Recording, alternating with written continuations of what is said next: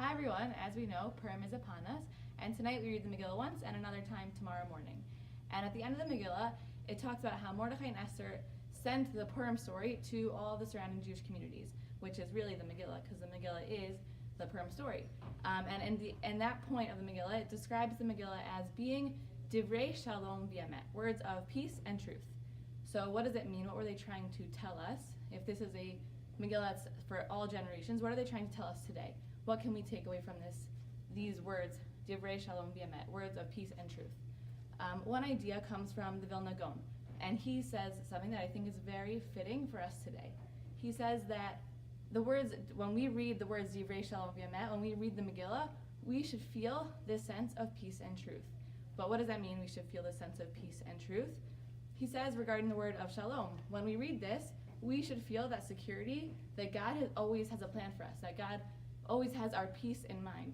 And although while the Megillah story, the Purim story was going on, maybe the Jews didn't feel that sense of shalom. At the end, they did feel that sense of shalom. They not only defeated the non-Jews, they not only were saved, but they thrived. Mordechai became the second to Ahasuerus, second to the king. And when we right now are living our own Purim story, we should also feel that sense of security and know that God has our shalom, our peace in mind. And then regarding emet, truth, I think that one's a little bit harder to figure out what it means, what that sense of truth is. But the Vilna Gaon suggests that it really is reflective of when we receive the Torah. And Chazal tell us that after Purim, the Jews decided to re-accept upon themselves the Torah, and it's a little bit different than the first time we accepted the Torah.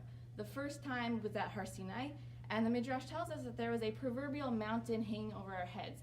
By seeing all of the miracles, we were almost forced into accepting the Torah, because how could we not, after seeing all of those outright miracles?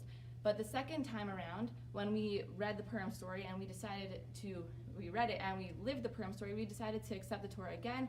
This time it was out of love for God and recognizing the miracles that He did for us in a very natural way. So when we read through the Megillah and we read the story, we can have a greater appreciation for this truth that is the Torah and that is God's greatness and Him watching over us. So hopefully this time, this Purim, when we read the Megillah 2 times, we can kind of look for that sense of security, see God's hand guiding us in the most natural of ways, and feel that sense of that shalom, and also recognize that emet, that truth that God is really here for us and a part of our lives in the most natural of ways. So everyone should have a Purim Sameach and enjoy.